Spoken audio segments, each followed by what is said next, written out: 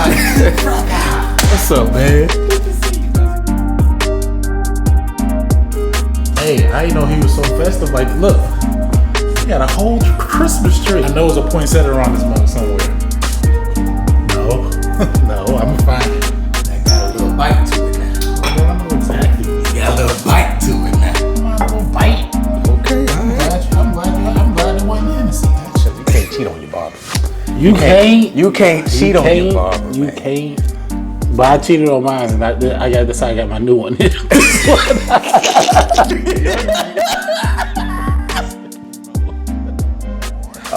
But what's up, everybody? It's your boy Corey. I'm back with another Real Talk Conversations with my boy D'Anthony today. I met D'Anthony at Google actually, and I realized how dope he was. I was like, I gotta get him on the channel. You know what I'm saying? He got a brand. He on social media. He working 9 to 5, married, kids, a mansion, car. I mean, he got. Well, actually, I met you at Google. The only reason I say that is because I saw you first. Well, yeah. You saw me first. And I was like, that's the dude from that one video. The one video I just happened to see like 3 months before I got here. See, and then that's how it happened. Yeah. I thought because usually, sometimes you meet people who do things online, and their vibe is a little different. Right. I was like, thank God he's just fine. He's the same guy. Upstanding gentleman, thank God.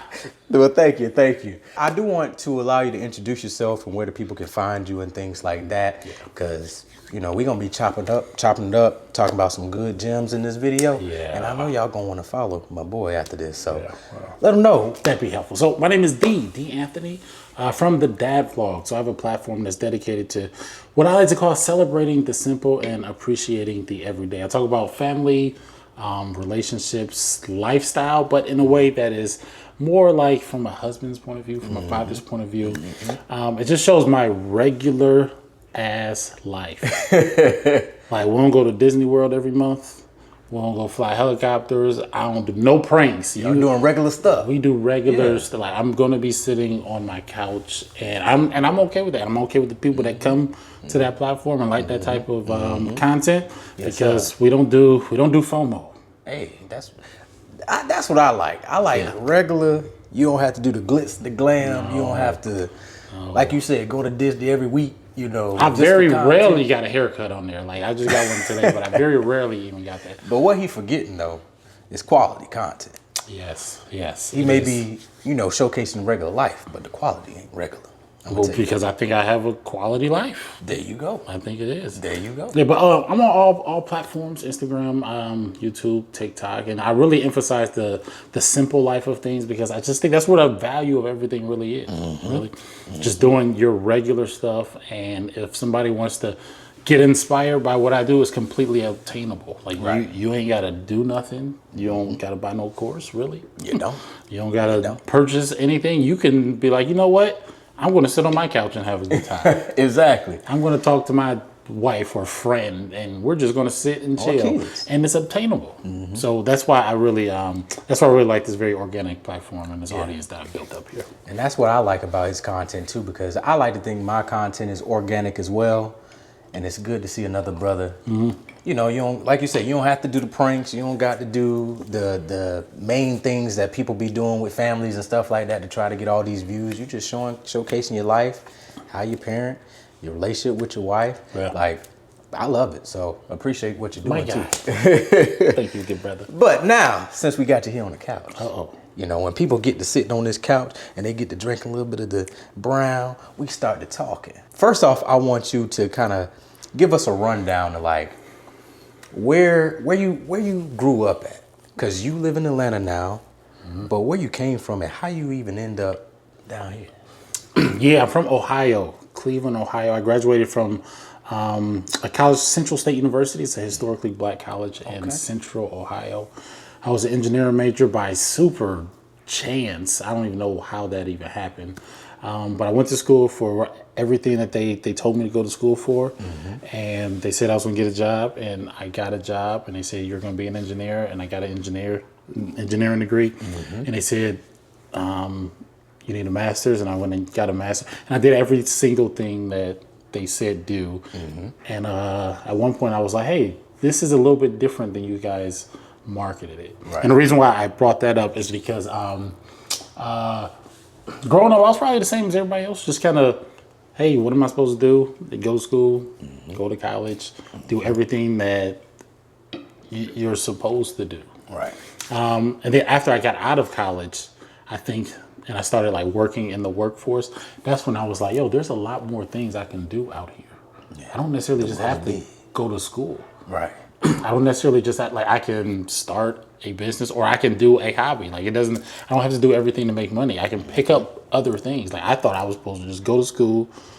I was making a bunch of money, buy a big house, but there's a bunch of stuff in between that they ain't really let me know about that I had to figure out right on your own. Yeah, a little bit later. But it worked out because I moved to Connecticut. I don't know if you know, it's like a square state over like. I ain't never been to Connecticut. I heard about it, but I've never been to Connecticut. It's very culturally different, I think, but in reverse. So you probably thinking I'm thinking of a lot of like, you know, Caucasian white people. Yeah. But no, there's a strong Caribbean presence. Okay. A strong African presence. In the cold? Yes, in Connecticut. Oh wow. I didn't know. Like I attribute a lot of my cultural diversity to being in Connecticut. Really? Yes, and in between New York, though in between New York and Boston, not so much Boston. And Boston going Boston. They going Boston. But Boston going Big B. New York and Connecticut. A lot of my friends taught me about Caribbean culture, African culture. Oh wow. The food, music. I would have never thought. I'm saying. I would have never thought.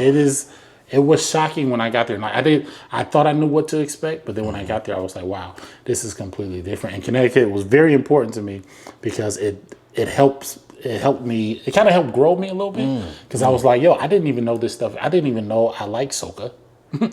I didn't know I liked all of this stuff. It's introduced you to all kind of stuff. I didn't know I can do anything outside of like school and go to work. Right. So I really got loose in Connecticut. Like that's where I first picked up a camera. Oh, and I started filming. I started filming like people's weddings. I don't know how they let them. I don't know how I let them. How they let me do weddings and stuff like that. But that's a good start, though. It is. So I started filming a lot there, and I was like, yo, I can do more than just work because they told me I could be very creative. They said if I go to school and be an engineer, I can build whatever I want to build. And I got to these companies, and I actually couldn't build what I wanted to build. I had to build what they told me to build, and it wasn't necessarily even building. It was just kind of like management of things. And I was like, yo, I'm itching to be super creative here.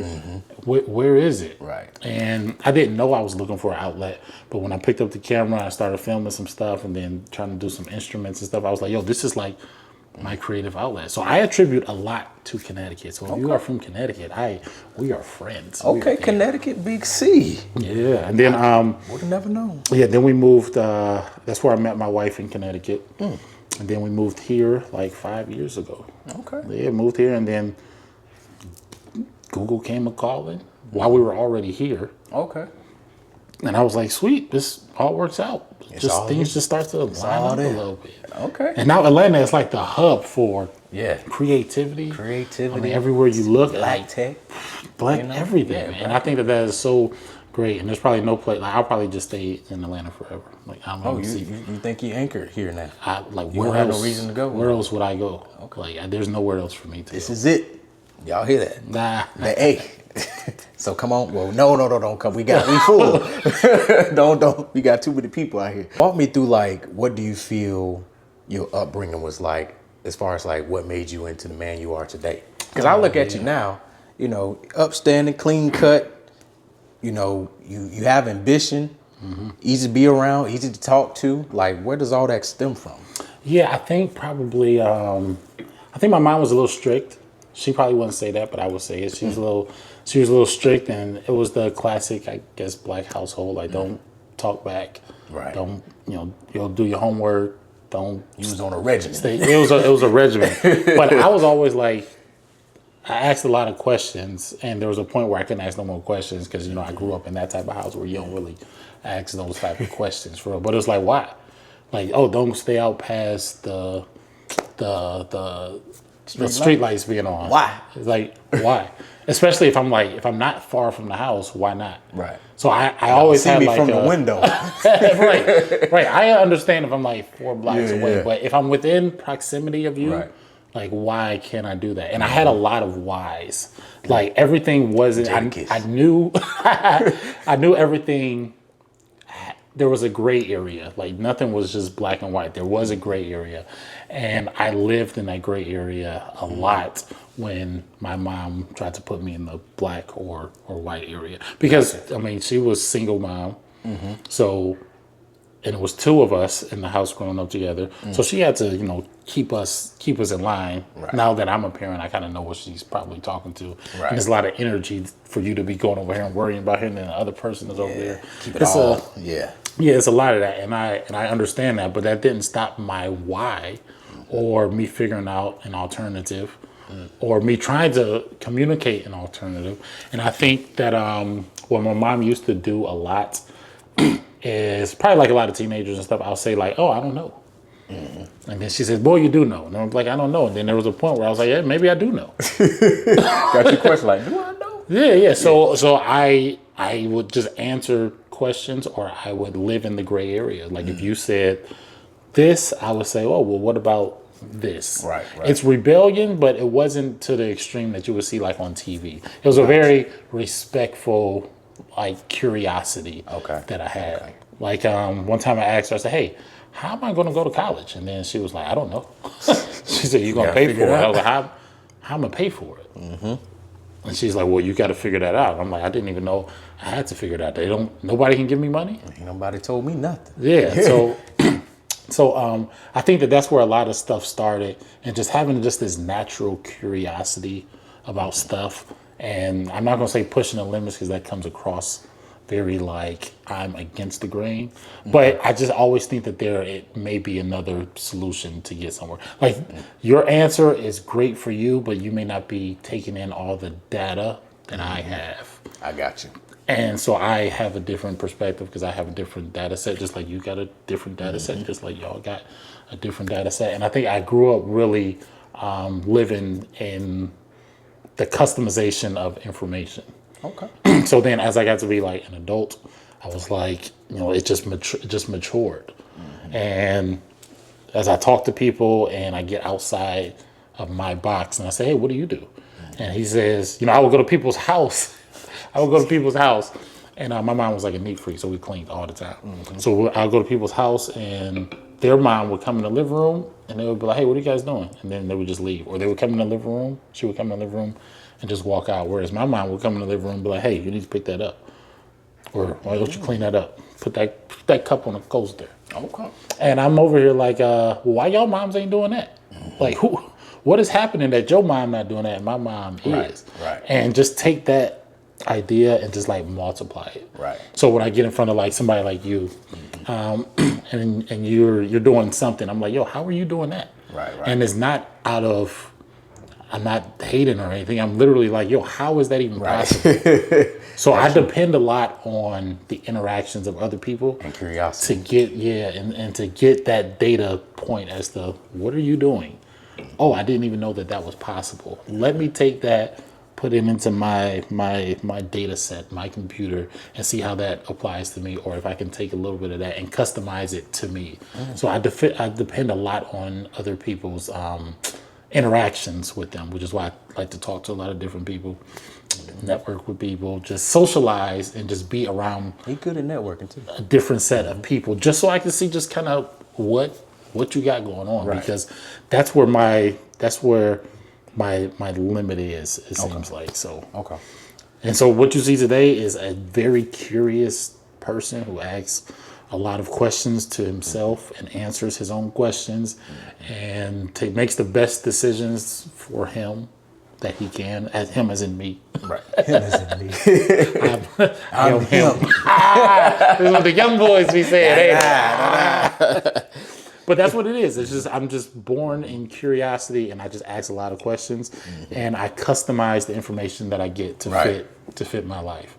So maybe even when it comes, I know we'll talk about content creation and all that a little bit later, but even when it comes to that stuff, I will see people who are on social media, and they're like, yeah, I do this, and I do this full time, and I'm doing all this stuff, and it's like, yeah, that's cool. I probably can't do it full time right now, but I like everything that's going on, and I'm going to try to do that. Right. And I don't feel bad about it because it's customized to your. Yeah. Like you got that for you, I get it, but that can't be a one for one to me. That's facts. You feel me? But I got a question for you. There's a saying called, because I noticed that you inquire and you're curious a lot, but there's a saying, curiosity kills the cat. You don't believe in that, do you? No, I don't think so. But see, that's saying, I mean, now that you're saying it, it's a little misleading. I guess that assumes that you're curious and then you act on a curiosity prematurely. Yes, that's probably, yeah. And that curiosity kills, and that's not even curiosity, that's just bad execution. The curiosity didn't kill the cat. Bad execution. The execution killed the cat. I got you. Because I could be like, yo, I wonder what's going on with that guy over there. Yeah. That is the curiosity. And you go over there. And that's the execution. Yeah. And then now they say, you're the ditch. Yeah. So I got you. We need to patent that. The execution. You need to be reframed a little bit. The execution killed the cat. I got you. So moving forward, I think we're at a point in the conversation where I feel like I got an understanding of like your upbringing, how you kind of became into. Because when I see you, like I said, very upbeat. You can easily talk in a room, flow well, networking. Yeah. So I kind of see where that comes from now. So moving into like how you met your wife, you said you met your wife in Connecticut. Mm-hmm. So what was it? You just moved up on her? What? How did it happen? How did the whole? Well, who was it? You? Keep in mind, I met my wife when I was single. She was single, and the vibe of two single people. So it was a lot of what they call it now. Not what they call it. Now. I've been out for a little bit. What? Rizz. Ain't that what they call it? Rizz? You said you got the Rizz. Yeah, you know what I'm saying? Oh, yeah, you got the Rizz. What it, I don't know what they used to call it game. I guess they don't call it game no more. It's still game. Yeah. I wasn't familiar with your game. But no, I met her, and we met as adults, which is we met as established adults already. Which is a whole nother vibe of meeting somebody. Right. She was pretty secure in who she was at that point. I was secure in who I was at that point, and it was like two adults that just decided to kind of come together. Okay. And like I said, that's a whole different vibe. But he brushed past the Rizz. He ain't said what he said. He ain't said, I was like, hey, you looking good over there. Come on over here, baby. What happened? She was. We were at a friend's barbecue, and we were sitting at a table, and I saw her, and I can't just talk to her because women be a little timid. So I was like, "Hey, where everybody from?" So I started to the right of her. He did the ultimate game. Yeah, like I'm coming to where you're sitting. Yeah, so I like that. Everybody said where they from, and then she said where she was from, and she said she's from Cleveland.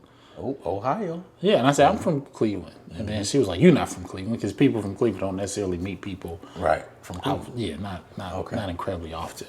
Okay. So when she said that, I was like, oh, well, I'm from Cleveland. And we started talking, and I had this harmonica around my neck. And I asked my why you had the harmonica? It was like a style. It was a small harmonica. It ain't no long. Oh, I thought you meant the one that you put in your mouth. I mean, it is, but it's like a miniature one. It's like stylistic. Oh, okay. It's like it's a chain, and then it's like a little harmonica. I thought you meant one of the big old harmonicas hanging down for you. I ain't walking around the whole harmonica. I was like, she was feeling the harmonica. Well, she was, because I asked her if she wanted to blow you up.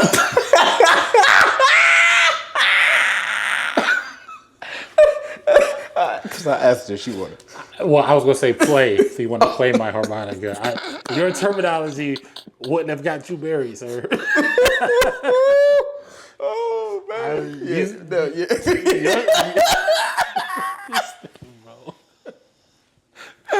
Your terminology would have left you single after that barbecue, my friend. Yeah, you did it right there. I had a camera when I had my camera when I met her. Mm-hmm. And even to this day, I'll be like, hey, when you met me, I had a harmonica and a camera, and that pretty sums up what I like to do a lot of times. Okay. music and take a lot of pictures. So we started hanging out from there, and yeah, she dumped me about 3 times, and then after the 3rd time, we were good. 3 times later. Yeah, 3 times a charm. yeah, it's okay. I talk about it a lot on my on my platforms. Like we broke up. She broke up with me a few times, and then she was kind of in a situationship. I was in like a little situationship. That makes sense. And Get a little tricky. yeah, it got a little tricky. You know, we had a deal. I'm gonna text my wife after this video and tell her that I disclosed some information over glass and in conversation with friends. Yes, it's okay. So we made a deal. I was like, okay, you know, we want to be together, right? And she says, yes. I said, the most logical thing, let's be together. What's stopping us from being together? And she says, well, I have a situation and you kind of have a situation. I said, okay, let's go end our situations and then we'll come together. And I mean, the execution of it was this weekend, you go in yours, I will go in mine. And on Monday, we will come back together and we will be one. Dang. That man said, here's the plan. That was the plan. Oh. That was the plan. But that wasn't how it worked. That's not how it worked. No, I don't know if she got cold feet, but she didn't know. She didn't hold up her end of the bargain. She got there. And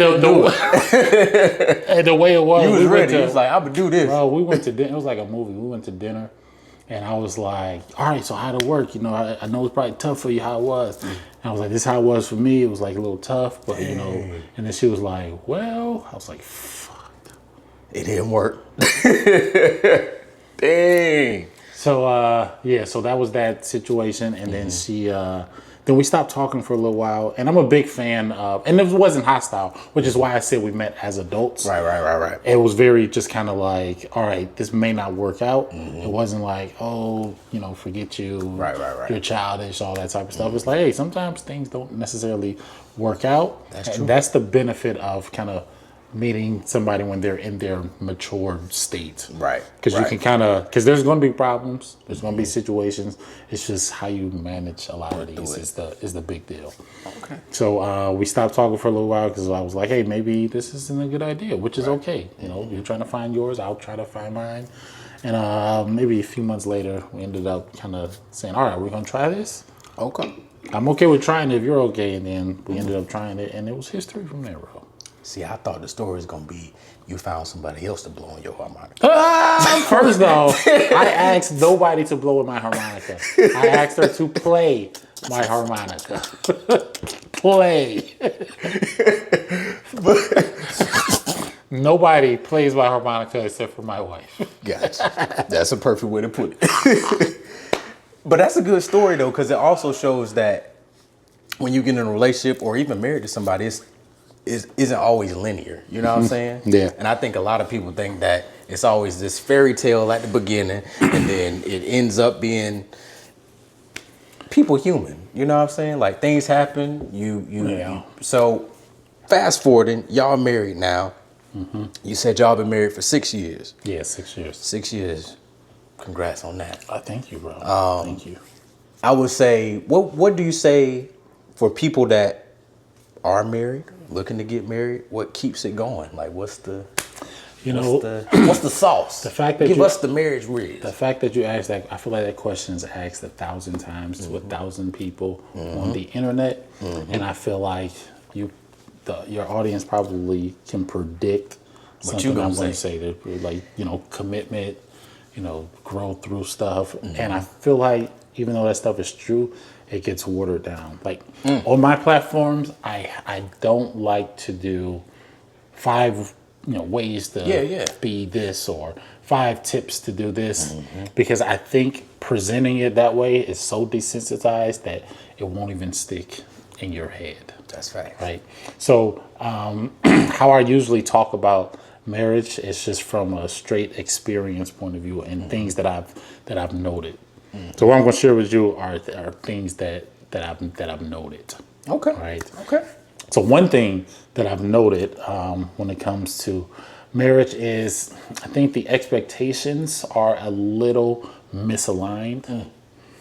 And I think if people aligned their marriage expectations a little bit better, then I think that, you'll see a lot more people in different kind of marriage situations. What I mean is, if you understand that there's going to be a lot of change, and change is actually 90% of the relationship, I think that that'll help you understand what commitment actually means. Okay. Because somebody will say, you got to be committed, you got to work hard, but that stuff, it really doesn't mean anything. It's true, but without diving a little deeper, it doesn't mean anything. And the biggest thing is that, everything changes, and it's not because it's marriage; it's because it's just life.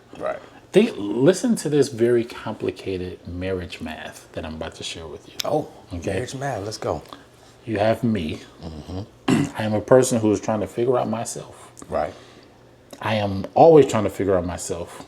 Then I get to a point where I'm like, yeah, I'm good. Then I change. Or I say I'm good, and then I was like, I think it's time to bring on somebody else. So I decide to partner up with a woman who is also trying to figure out herself. She's also changing. She's made the commitment to do that. And but wait a minute, I've just changed something. Why? Because I'm just human, and I evolve and I change. And you're human, and you evolve and you change. So the person that you spoke to or married is slightly different. So you're talking to a brand new person right now. And then us two people decide to have a kid. And now I'm trying to figure out me as a parent. And then I need to figure out you as a parent, but you're different than you were as a single person, as a married person, as a person who's been exposed to more things. Now a person with a kid. That's true. And now the kid that definitely don't know nothing because they just got here. So they trying to figure us out. I'm trying to figure out him. I'm trying to figure out her with him, her with me. Now she's a wife who has a husband, who has a kid, who's trying to figure out herself. I'm doing the same thing. And that math is so complicated. And I think if you realize just how complicated that is, I think that that'll give people a better understanding if they want to do something that involves a commitment or not. If you're okay with a lot of changes, then I think marriage is for you. If you're not okay with a lot of changes, maybe you need to understand you need to have a better relationship with changes and evolutions. Then once you get there, that's probably how you know you're probably one step closer to wanting to be married. So that's some insight that I think that I had that I don't know if it's been explained that way, and I don't know if it's been watered down like it has been. Yeah, that's a good perspective. That's the equation that's hard to solve already. Just me thinking about it. And even think about this, like we're evolving at two different times. Right. So if I'm at a point where I'm like, yo, I'm good in life. Yo, even if it's only for 2 or 3 or 4 years, like I'm happy, I'm settled, this is who I am. Your partner may not be in that same situation. Your partner is probably growing. So now you need to offer that person some kind of grace to be able to get to the point where you're at. Exactly. And then when they get there, you may be changing to something else. Like so that person needs to give you grace. So there's always this balance going on, and you have to embrace that balance and that change that happens. And that's why I think is the biggest thing that a lot of people may not really conceptualize. Like you have to be able to absorb that change. You feel me? Does that make sense? And embrace it. You got to embrace. You have to embrace it, because if you don't, that's the epitome of relationships. Yeah, and I think a lot of people don't think about it that way, because you think of like, oh, I'm in a relationship, I'm married, it's solid. You don't think about like, oh, this person could be changing in a couple of months, and I might have to adjust to it. So that's a good point that you say that. Yeah, I hear these. I hear some of these podcasts that talk about relationships, and I think they're very popular now. A lot of people talk about them. The whole 6-figure man is a super popular thing, which I, for the life of me, can't really understand. I know what they're saying when women say that they want somebody to make a certain amount, but I just think their thought process may be just a little off. For example, somebody who knows how to make $100,000 is very different, has a different mindset than somebody who knows how to keep $100,000. Preach. I mean, you see what I'm saying, right? So if I'm making $100,000 and I keep 50,000 of it or 60,000 of it, Right. but I make 60,000 and I keep all 60,000, that's the type of problem solver, the type of person mindset that you want as a partner. You want that.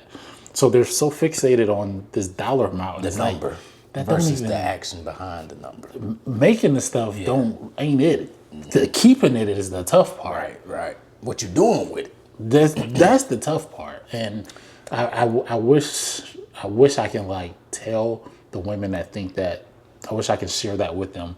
And I think that if they heard that, they'll be like, oh, that does make sense. And if you internalize that, how you view men that make money will change. Right. Because now you have deeper questions. Oh, do you make 100,000? No. How much you make? 70,000. And see people that are like, 70 is too low. It's like it's a $30,000 difference. Do you know that's not anything? And if he's keeping all of it, right. And also, somebody can make 100,000, and at the end of the day, be in debt. That's for sure. Money going to on a monthly basis. That money going to credit cards, whatever.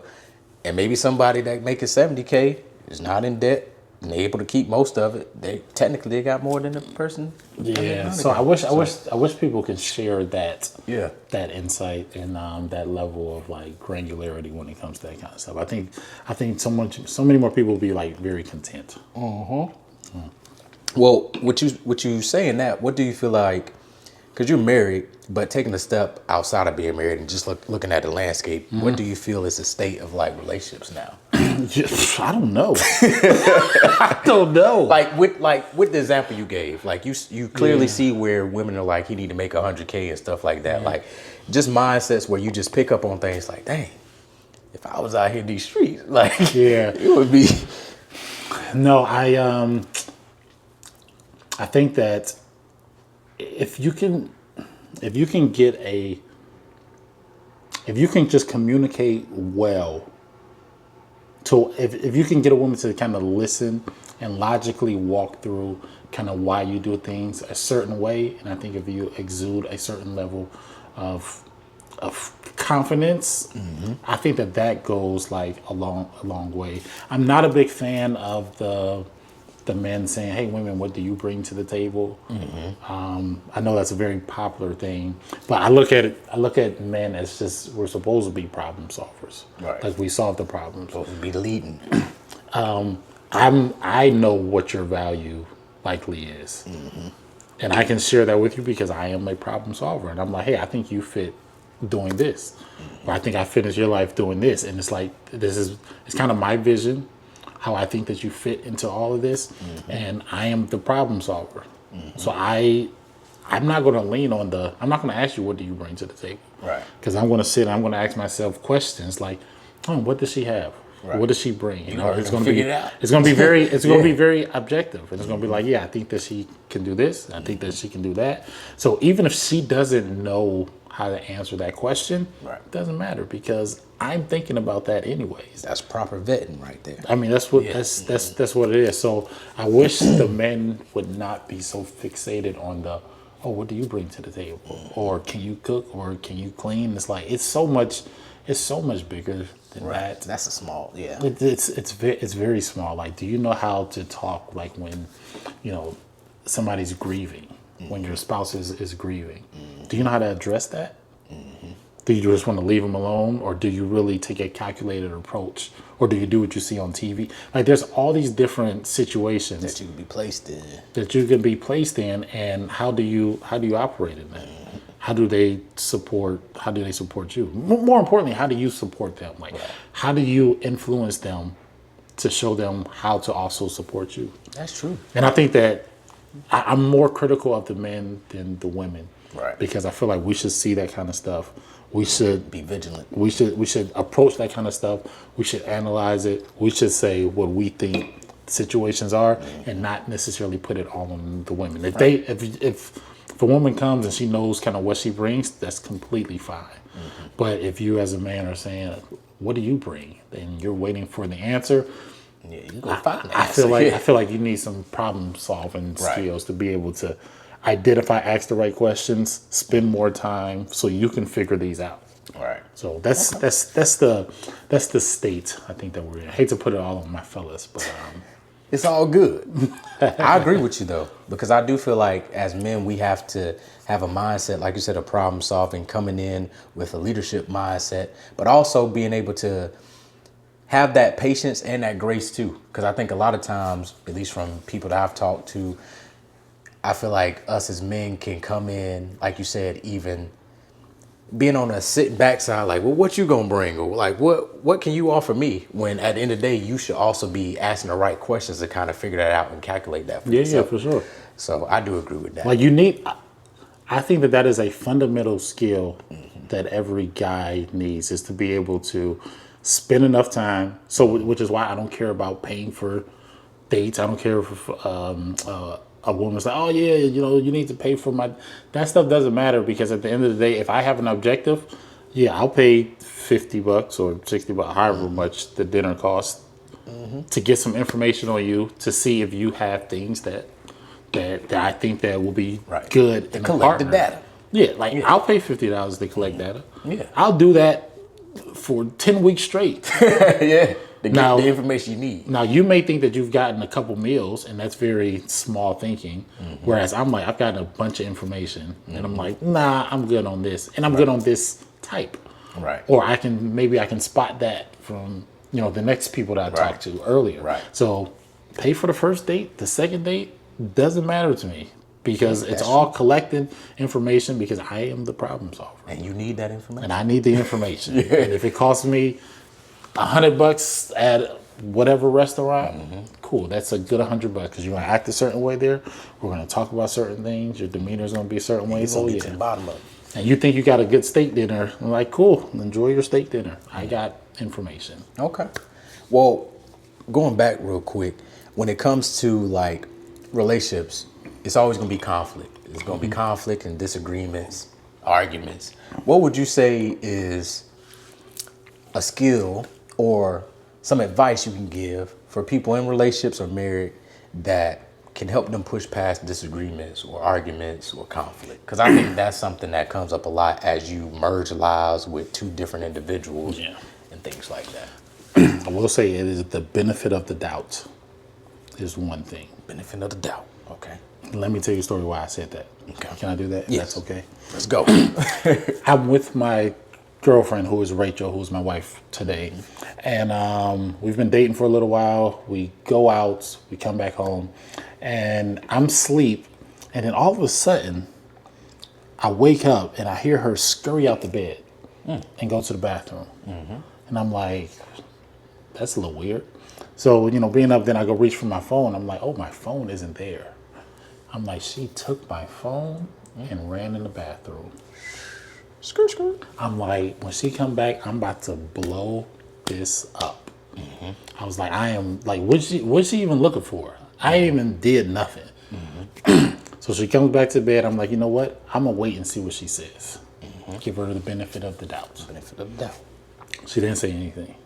I'm like, okay. I'm wondering, maybe she pondering. Tomorrow morning, we'll see what she says. So I give her the benefit of the doubt. She didn't say anything the next day. And we have a whole day of events, and in my mind, we're about to go to dinner. And in my mind, I'm like, yo, I'm about to bring this up because she probably just went through my phone. She probably misinterpreted a bunch of information. I don't even know what she can misinterpret. But we get to dinner, I'm like, you know what? I'm about to, as soon as we get in here and we take these orders, I'm about to just blow the whole spot up. And we get in there and we walk through the doors and everybody's like, surprise! And it was a graduation party that she threw for me. So she grabbed my phone. She grabbed my phone to get a couple more people whose numbers that she didn't have. And she did that kind of in secret. Wow. And if I would have immediately been like, you know what? She just grabbed my phone, trying to just go through my phone because she don't trust me. And there was no history of any of that type of stuff. And I didn't bring it up because I was waiting for her to bring it up. And I was waiting. I gave her the grace, and maybe she found something that was a little uncomfortable. So I gave her the space to bring it up initially first. The benefit of the doubt. The benefit of the doubt. And I gave her so many benefits of the doubts that it ended up working out. And it resolved itself. Wow. Because if you would have blew it up in that bedroom, I would have looked stupid. Yeah. And then now what would happen? That's why you had those trusted. Right. And the whole why thing. I can't be on your phone. The whole thing would have just blown up because I didn't give the benefit of the doubt. So when there is an argument, what's the odds that you're really viewing it differently and you are wrong, or there is a miscommunication? Right. What's the odds of that? It's pretty high, actually. Yeah, that is. So if you think the wall should be blue, I think the wall should be green, and we're debating this. Like, it's really good to be like, all right, tell me why you think that. Like, really, let's have a conversation on why you think it should be this or why you experience this. And I'm going to listen, not listen to, respond or argue, like really try to absorb that information. And if you are also trying to absorb this information that I'm saying, you're bound to get to a resolution. That's true. And what I also like to do is I like to stay on one thing at a time. You tend to fire off a lot of bullets when you're just arguing about stuff. You're like, oh yeah, well, it starts with, you left a ring on the coffee table. And then it's like, well, you did that, and it's the same as you did when you went upstairs and you did that same thing. Or it's a chain reaction. It is a chain reaction. So if you have an issue, it's good to stay on one thing at a time. Like, what's the underlying issue? And remember, the issue is what we're fighting here. We're not necessarily fighting it. We together. We're a team. Right. The issue is what you. The issue is what we're fighting here. So what is the problem? Like, you like organization, or you actually don't like help? You got this underlying issue with glasses on the table. Like, what are we talking about here? And if we can figure out what are we talking about, and if we can attack the problem together and look at arguments as us attacking a situation together and not us attacking each other, that is golden. Right. And we try to do that a lot of the times, and we have to catch ourselves too, because I'll start rambling off on other stuff, and I'll start making comparisons like, hey, you did this, and that's the same things you did the other day. And by the way, things get to going in my head, and I say, and you did this, and that's you got it from your mama, and all this type of, and it's starting to go. And it's this slippery slope, and I'm firing all of these things. It's not doing nothing but causing more problems. That's true, though. So if we can just focus on one issue, and try to get to the underlying thing of that issue and give some grace and that person's perspective, that goes a long way. That's facts. I like that too, because it's easy in a disagreement, like you said, to start attacking different points and get off subject. And then now you find yourself down a rabbit hole of something that the issue is right here and you all the way over here. And now y'all talking about something else, and now it's just a big old mess. Yeah. So I do agree with that. It's like, and I feel like I had to learn how to do that too, because younger me, I'm an Aries, so we just fire off, So I hear. But I do agree with that, because if there's a disagreement, if you can just stick to it, attack the problem, and know that everyone is coming at it from, and also another thing, not feeling like you're being criticized, and taking it personal, I think is very big too. Yeah, but that comes with you really have to earn that, because that comes with little things like if you're watching TV, you make a comment on somebody that's a reality show or something, and if I jump down your throat, be like, why would you think that about that person? Like, that person's just doing you have to build up equity. That's right. to be able to stock. to be able to have that kind of benefit of the doubt. And I'm very big on that kind of stuff too. Okay.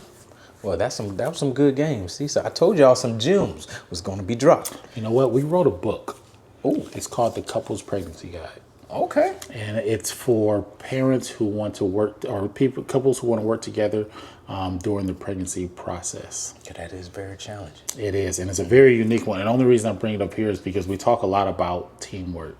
And when you get into pregnancy and stuff, it's a whole nother thing, but a lot of the books are the same.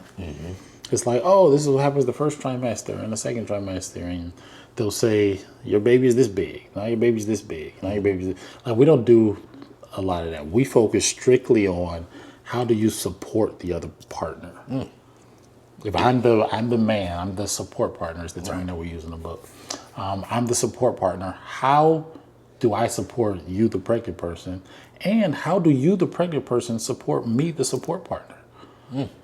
That's true. Because it's usually just like, it's usually it's usually the woman. Right.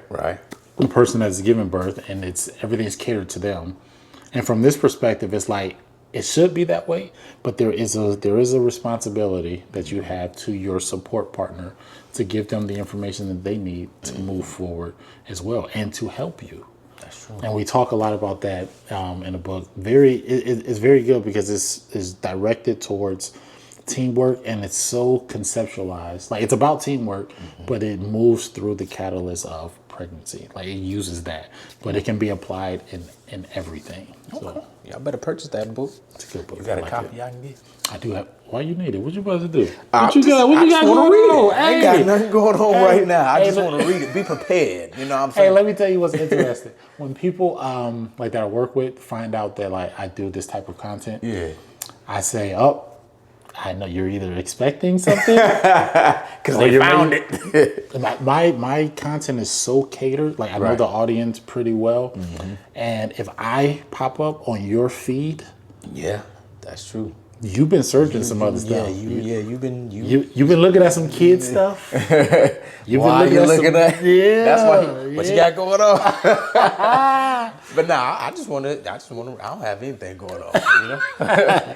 No, it is good. It is a good cheat code. I think if more guys were to read that earlier, Right. like it'll just give for perspective. Like, never mind the pregnancy portion of it, And that's But what how to support somebody and how to talk to somebody and let them know that like you need a certain amount of support too. So it puts some responsibility on the other person as well.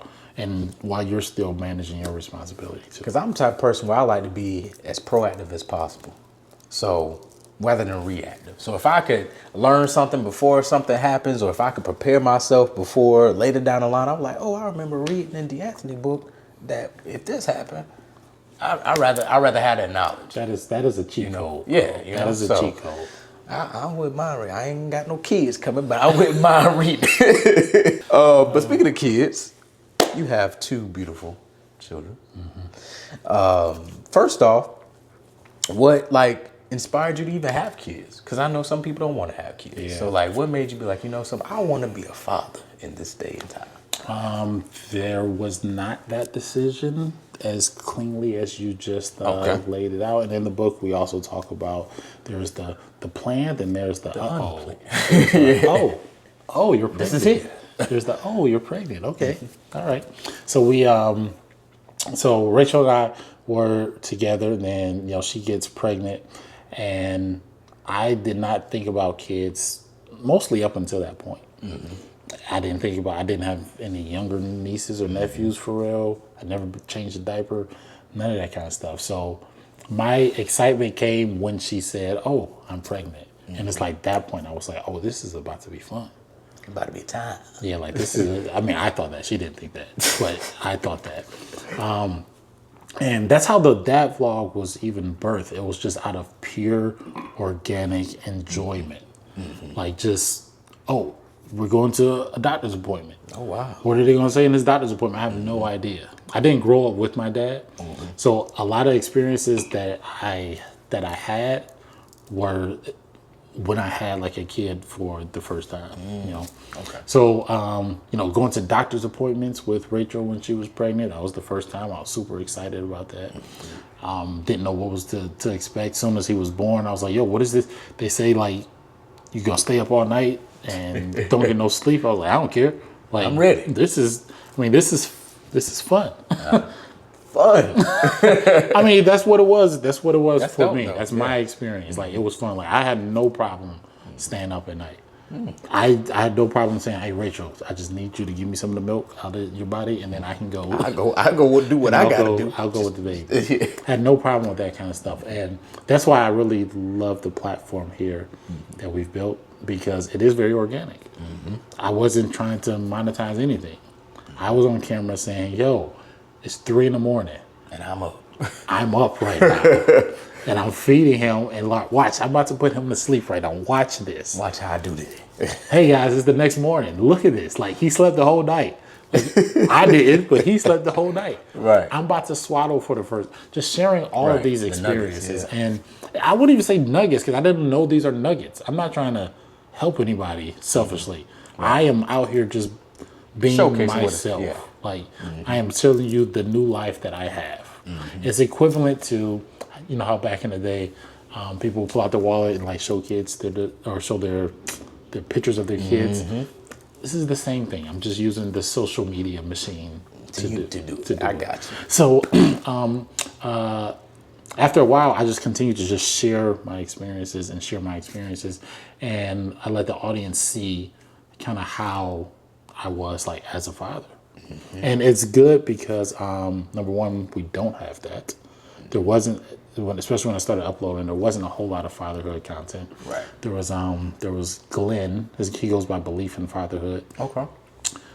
He was kind of like the grandfather of it all. Okay. Because he got like 100 kids. No, he got like 4. Yeah, like 100 kids. Yeah. He got like 4 kids. Okay. So he was uploading videos, but aside of him, there wasn't a whole lot of folks. So, you know, when I started seeing his content, there started to be like a little bit more of a meaning behind it. Initially, it was I'm just pure joyfully sharing this information because I'm excited. And then when I saw some of his content, I was like, oh, there's people that don't know this. Right. There's people that haven't experienced this. That's facts. And then when I see the comments and they say, yo, what is it like? Or, you know, I want to do that. And I'm like, oh, there's people that don't feel this way that I feel.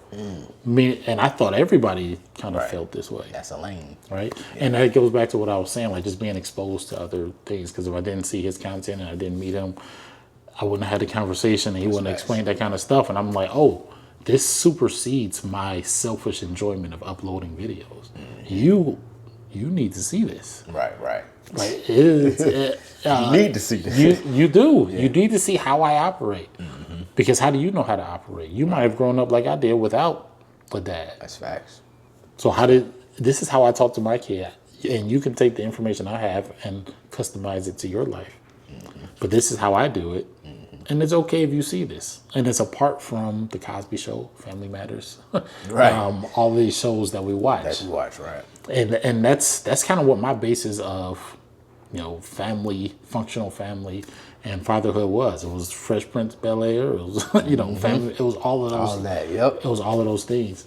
And now I'm able to kind of give information without compromising anything. Like this is my regular life. We have this series that I do where I call it Home Highlights. I really need a better name for it. Home Highlights. But it gets a lot of attention, and it's us living our regular lives, and we just have like a security camera, and the camera films everything, a lot of the stuff that we do. Cause that's where you have somebody fell or something. I think I saw something. Oh yeah, we do a lot of I've seen some of those. Like dang. Yeah, we do a lot of those. One that got a lot of attention just recently is my son came home and he said he wanted to go to the vending machine. He asked me for some money. He wanted to go to a vending machine, and it turns out he wanted to buy some girls some chips or Snickers and stuff. Okay. You trying to have some Rizz? Little Rizz. But it's like, okay, wait a minute. This shouldn't be a thing. Like, we don't need to do this. But at the same time, I don't want to kill the spirit that he has to, you know, help and provide. And the reason why he wanted to do that is because he was like, well, you pay for mommy. Right. And I'm like, well, I do. And he see it. Yeah. And it's a very good argument. And I love that he was able to think critically and see that. Right. But there was something that he was missing. So I had that conversation on video, and it's very organic, and it stops me from having to set up the camera because you can just see live how it is. Right. And I talked to him, and I said, hey, this is a different approach that you can have. You don't necessarily have to pay for other people, but you can be in the gray area, and you can say, hey, why don't you go ask your mom for some money?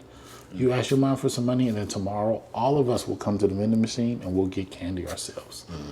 So it's a good problem solved because he didn't have to, you know, be like, oh, I don't pay for women, because that's not where I want his mind to go. That's facts.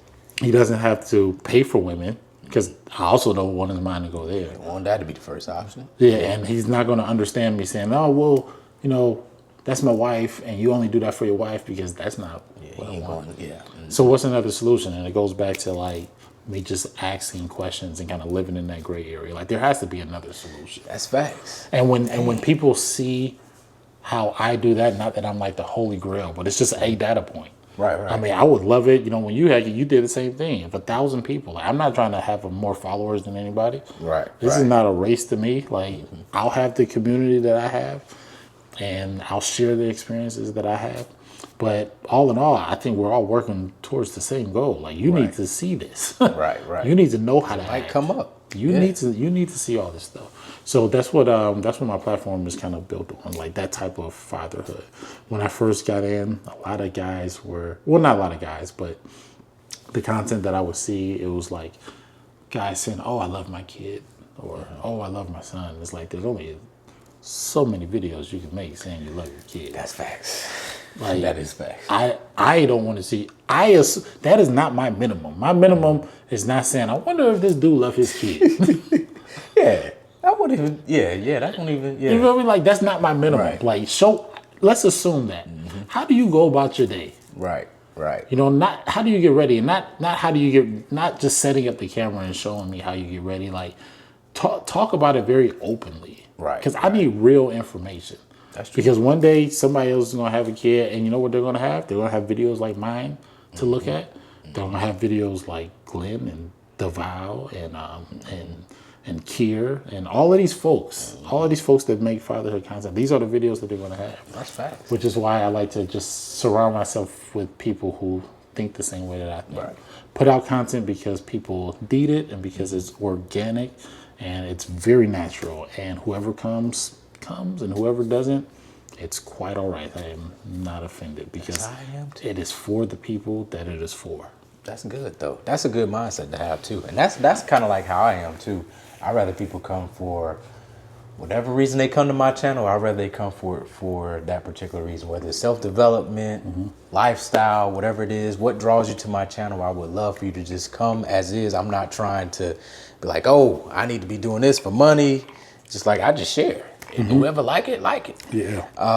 But since we're on that, you have a brand, Create Dope Humans. But I love that brand.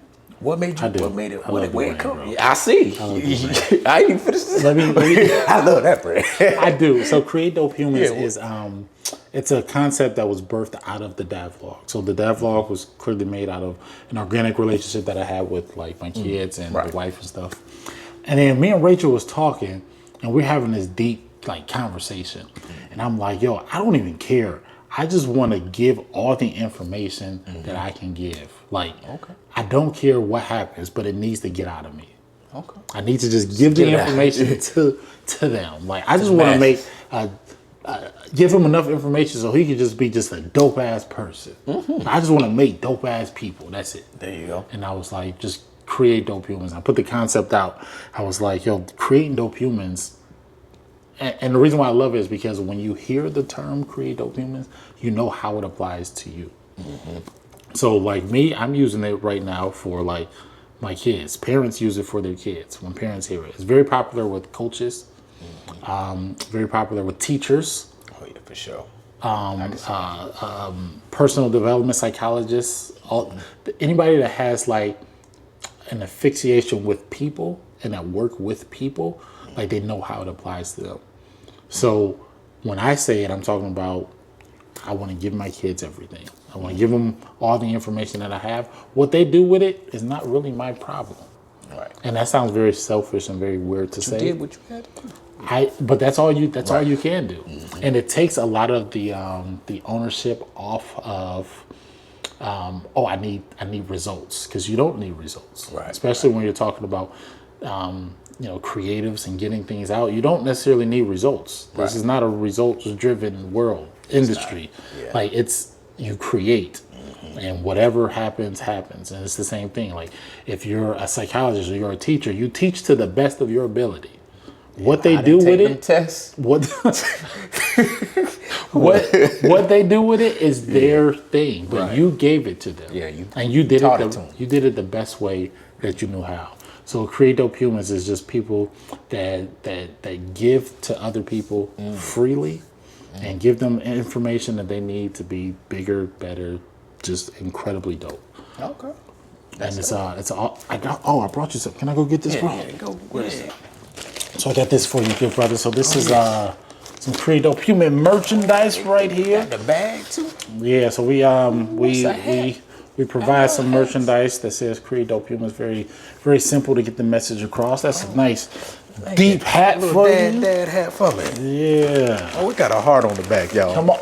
The heart logo is so fire. You got a heart on the back. You'll see the heart logo on my dad vlog content that I have. I like that.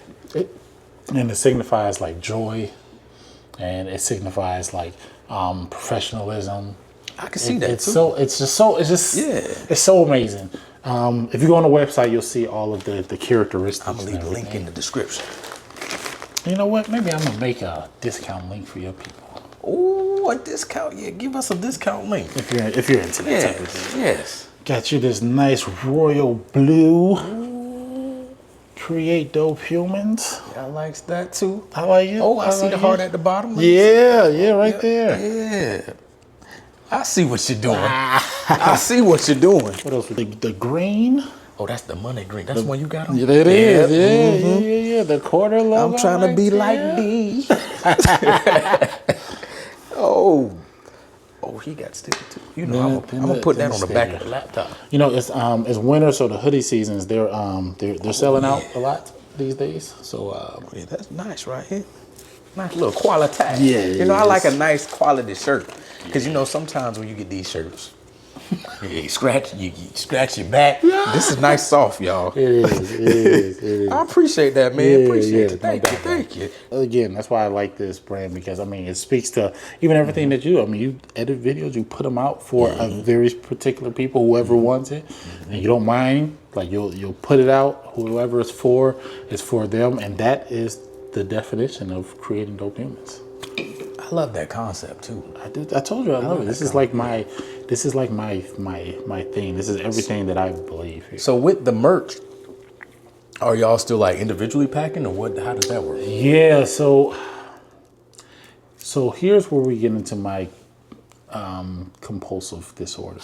All right, let's get into it. So I am very picky with the people that have decided to, purchase things from me or, give me their attention. So I like to give them incredibly high quality. Oh yeah. If I outsource right now, I lose the quality. I also can't scale as fast, but I'm okay with that because I'm not in it all the way just to make money. I'm in it to communicate a certain message. Gotcha. So we pack everything ourselves right now. And that way I can give you these nice bags and I can put stuff in there. And then if there's, because, the community on the dad vlog, like some of them buy shirts and they buy more shirts and stuff. And I recognize a lot of some of the names from the people because they comment so much and we interact so much. Right. And I may want to put another t-shirt in there. Oh, wow. Or I may want to put something else in there. Extra, yeah. And I lose that control. Surprise, yeah. I lose that control if I get it fulfilled somewhere else. So the day I decide to scale, I guess I'll give that up. But right now, I just enjoy the community of people. I enjoy the people that really love the concept of this brand. And that's what I'm really just focused on. That's dope.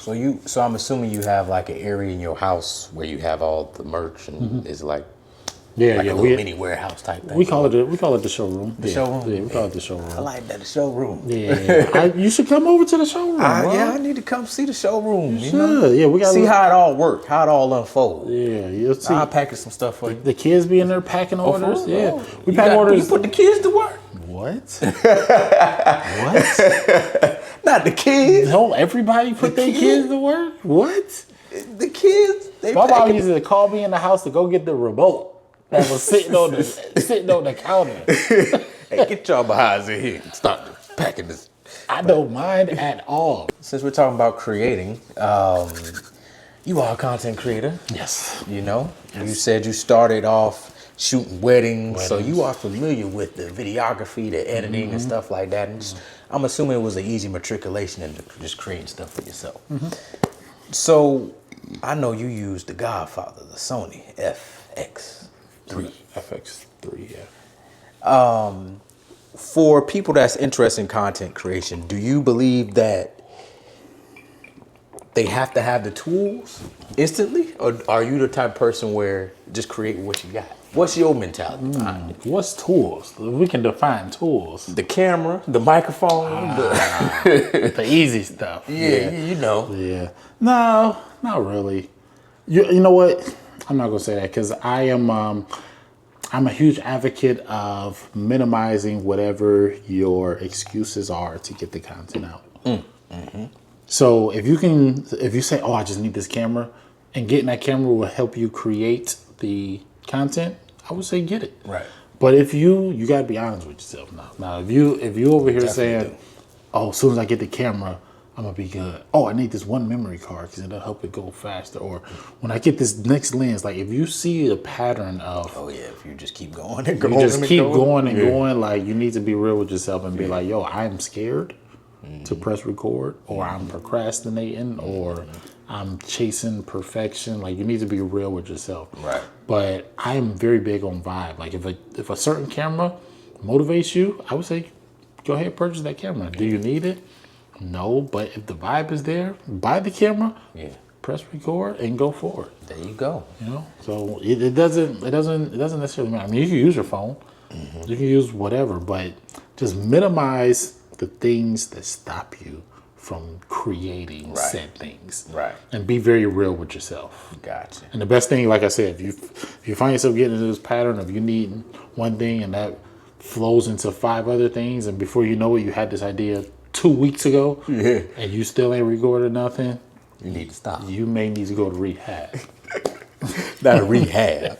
So when it comes to like content creation, like as a content creator, you know, like it can be hard to balance. It can be hard to balance life. It can be hard to balance work life. You work a 9 to 5. You do content creation. You shipping out merch. Like you doing a lot. You a parent. You a husband. Like you got a lot going on. So how do you balance your overall life with everything? And you a coach too, right? I'm a coach, bro. Hey, thank you for that. Hey, Like how do you do all this? Like how do you?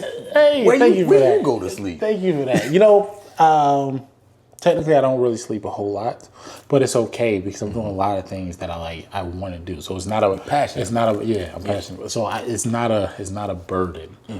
Like I like work. I like Google. I like working at Google. I like creating content.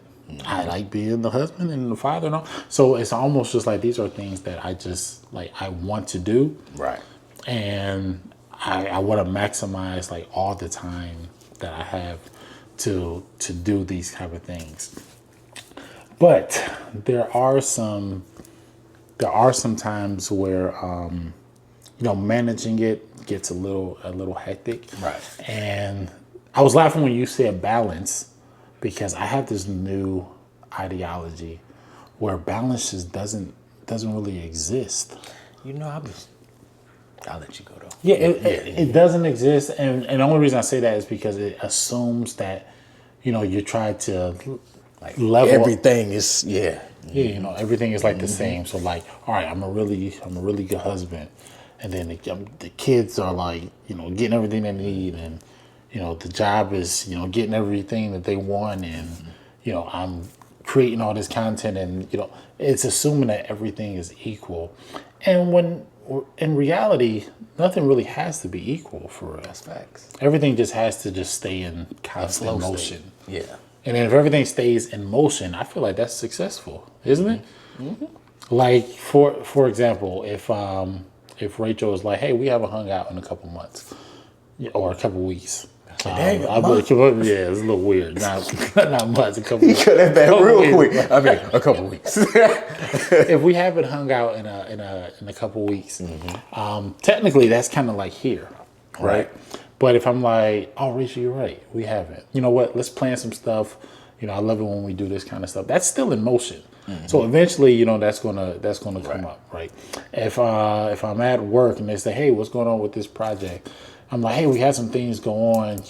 It's not stopped. Right. These are some things that we just kind of that happen. That's kind of prohibiting the success of the project. Right. It's not stopped. Just recognize some things, and it's still in motion. So as long as the things are in motion, I think you're good. When you really neglect something, I think that's when you start to. Oh yeah. Kind of be like, oh yeah, that's the red zone. That's not a good thing. When you don't have a plan forward, when your wife says, oh, we haven't hung out a couple of weeks, and it actually turned into some months, you know, Right. And the kids aren't necessarily treating you the same, and you're not uploading and seeing like the interactions and the engagement that you're normally seeing. When things stop, that's when you may want to reevaluate some things. But as long as some things are in motion, I think it's fine. And that comes with like a lot of communication and stuff. Like if I want to go off of social media or Instagram, I'll tell the audience like, hey guys, it's kind of wild right now. Right. I'm gonna take a break for like a week, and then I'll be back. Okay. That's not stopped. That is in motion. Now it may be a little bit lower because I decided to not do this and then elevate kind of something else, but it's all in motion. So that's what I focus on. And being in motion is a lot of communication, a lot of self-reflection, being very realistic about things. And that's how you understand, like, is this in motion or is it just stand still? Well, when you say that also, because when you have so many things to keep in motion and keep in a flow state, where do you feel like your partner plays a role in that as well? Because you have to feel like you have the safety or the leeway to, do some of these things while they might take on additional load or something too, right? So like, where do you feel like your support from that area comes into play too? Yeah, that's a hard question, bro. And I wish I really had the answer to that. I really do. But I mean, you have to communicate still, and you need some equity to be able to get to that point. That's right. You need some equity to be like, and you need to communicate and say, hey, sometimes I'm gonna drop the ball. I'm not gonna do it on purpose, but if you can help me visualize kind of when I'm dropping the ball and get that point across to me, that'll be helpful for me to do that. So if she feels like I'm neglecting her and I'm doing some other things, I've now created that space where she can confidently come up and not say, you're not doing this and you're not doing this, because we had a conversation about it several times. And she was like, hey, are you cool? I mean, we haven't done this in a while. Normally we do. And they figure out ways to address it because you've put in that time, that equity to say, hey, sometimes I F up. Sometimes I get so locked in on something that I can't even imagine anything else, or I've pictured being more successful or putting more time into a certain thing than I have.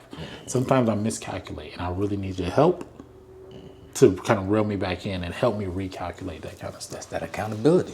Yeah, it is. And then when you build up that type of equity, and then you respond in a way that's mature, and you say, you know what, dang, we haven't. She said, oh, we haven't been out in a couple of months. I was like, what do you mean? We just went out to the thing. That may felt like a week ago to me because I'm doing all these other things. Look back, and to her, it's actually been a month. Yeah. And it's like, you know what, dang, that's right. All right.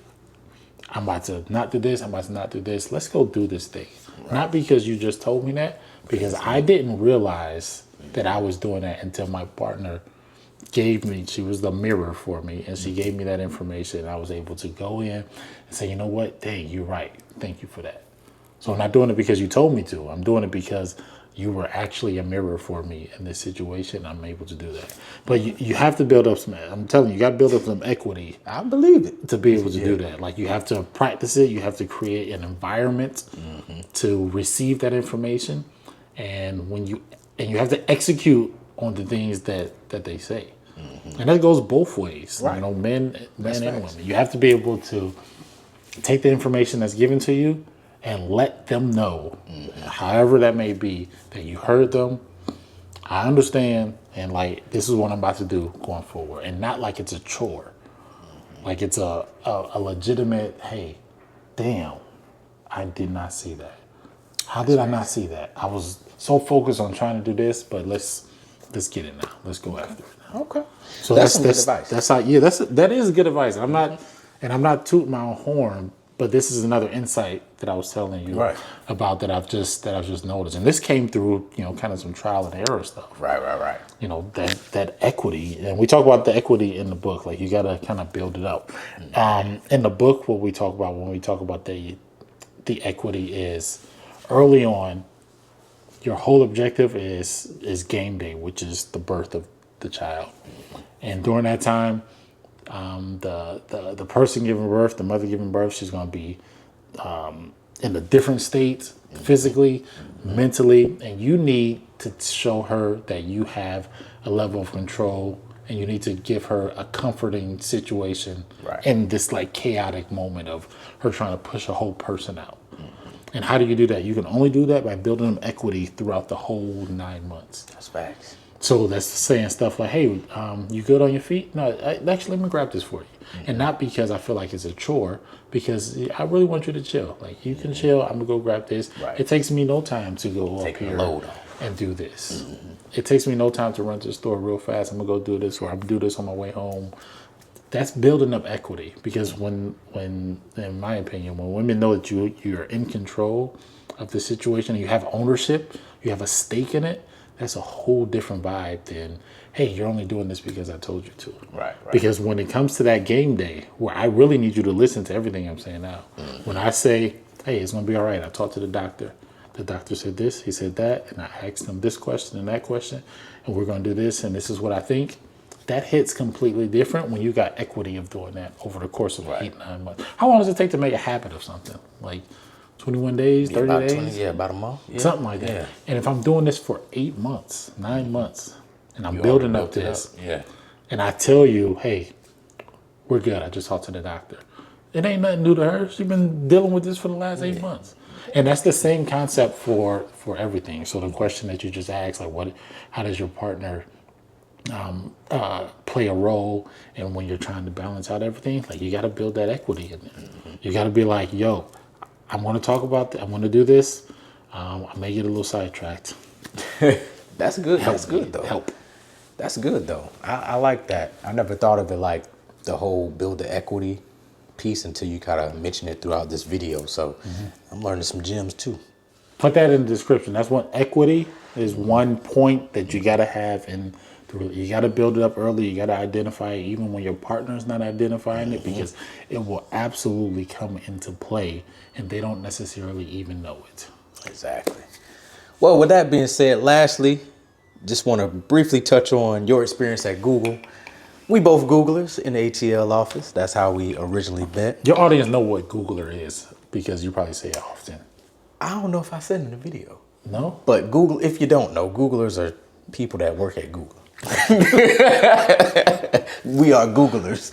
That's what we call ourselves. Yeah. If you're new, you're a Noogler. Until you get your stripes, then you're a Googler. Until you get your G card. I just made that up.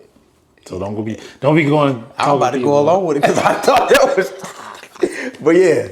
But what's been your experience at Google so far? And we have the luxury of several different benefits and things like that. But what's been your experience? What you do? What's your team? What you got going on? I appreciate Google a lot, and I've worked at a fair amount of companies, and I feel like you can identify like the slackers, or you can identify the people that are kind of coasting by. Yeah.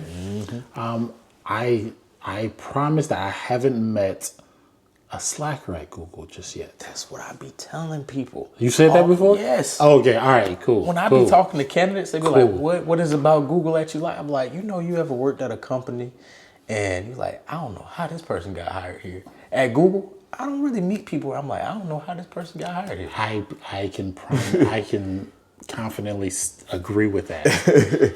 Like everybody is so locked in. Everybody and they're very similar to me. I feel like, like they're very curious. They ask a lot of questions. They respectfully challenge. They seem very creative. Like I'm like, did this world always exist?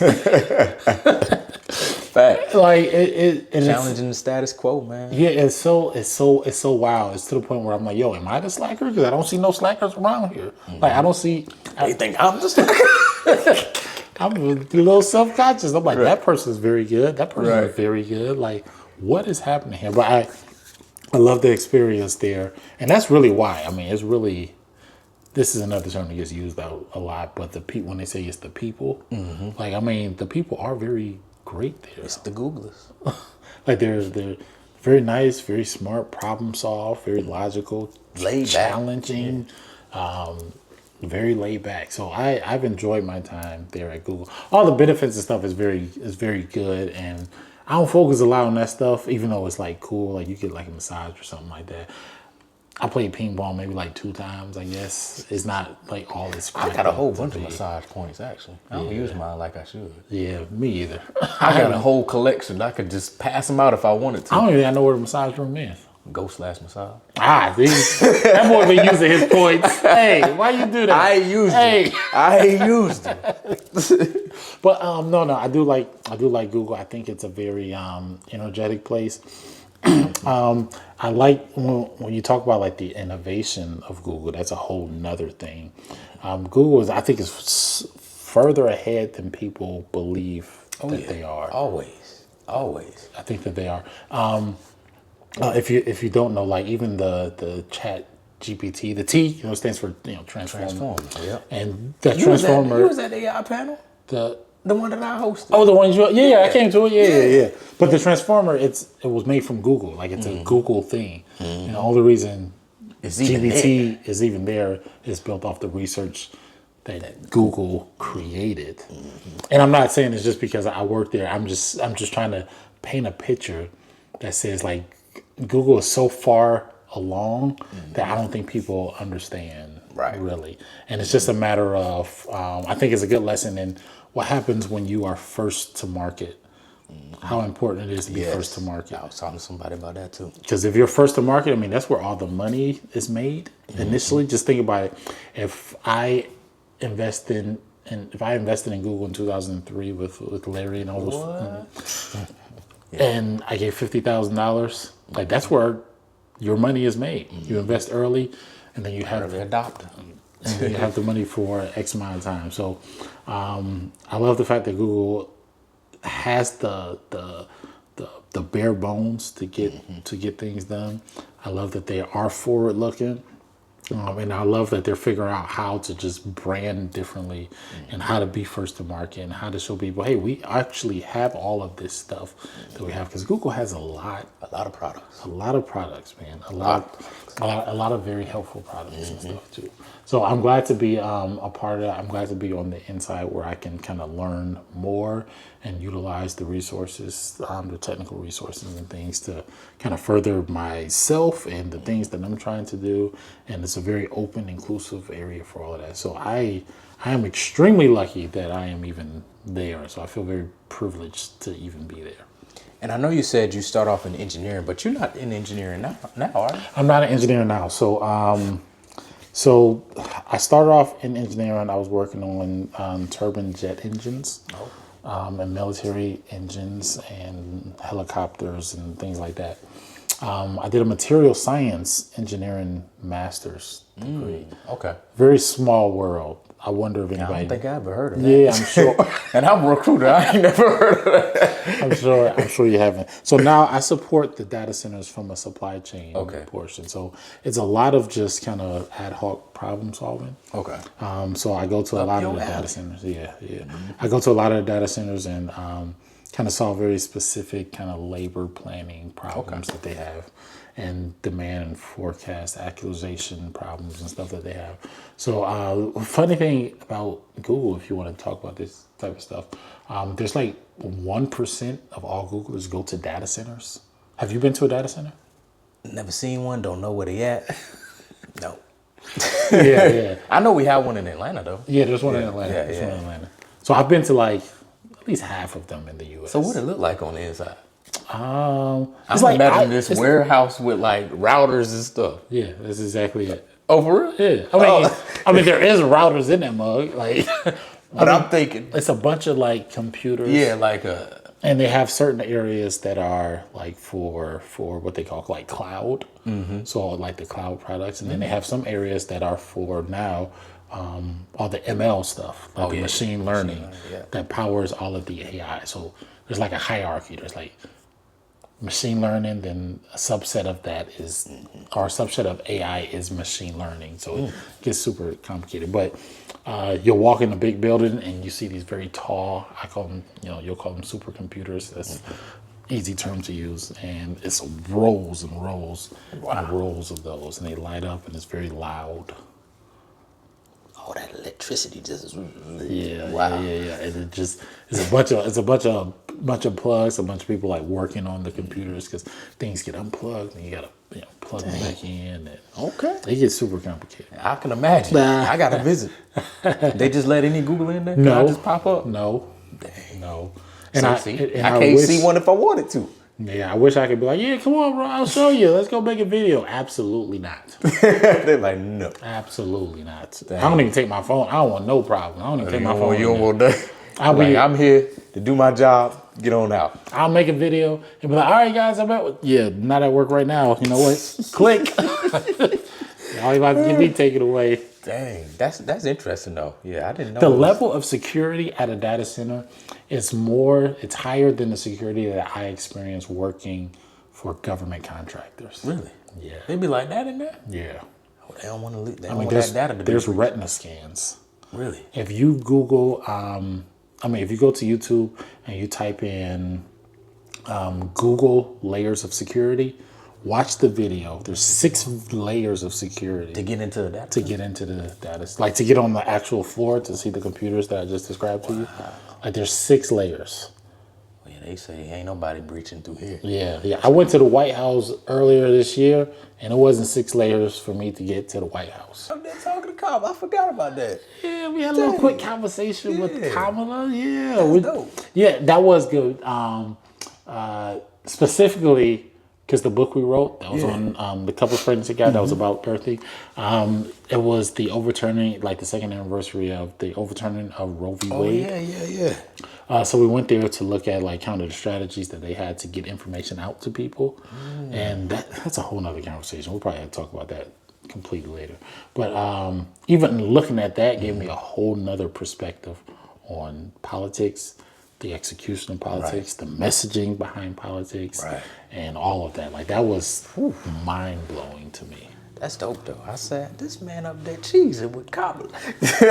I know we talked about a lot today. First, I want to appreciate you again for coming on the channel. Once again, my brother. Always good people. Thank you, man. He came all the way from the other side of town and mosey on down here. I did. That was not a mosey, by the way. It wasn't a mosey. Mosey makes it sound like I'm around the corner. Anything you want to leave the people with before you leave, whether it's about moving forward with content creation, anything we talked about with relationships, marriage, kids, anything you just want to... Yeah, the thing I really like to leave everybody with, after I talk or have a conversation similar to this, is number 1, celebrate the simple, appreciate the everyday. And you do that because the life that you live is valuable. And there's value in the very small, mundane moments. It is. That you live. Sitting on a couch and just chilling and talking to your friends or talking to your family. Like there's value in that. And you don't have to go to Disney World, and you don't have to own, 25 cars, or you don't have to have a huge house. Like you don't need all of these type of things. Like you should eliminate the FOMO out of life because what you have is valuable, and it's valuable to somebody else. And I think the only thing that's different between me and other people is I've just decided to showcase my life and put them in bite-sized, digestible pieces so that people can relate to them. So that's the takeaway, man. Celebrate the simple and appreciate the everyday. All right, y'all heard the man. That's D'Anthony right there. Create Dope Humans. Make sure you go ahead and check out his channel. Also, I'm going to leave the link in the description if y'all want to purchase some of this wonderful merch. Some of this wonderful merch right here. And y'all know I love a dad hat, so I'm going to be wearing that too. I appreciate y'all for watching once again. And yeah, thank you again for coming on the channel, man. Brother.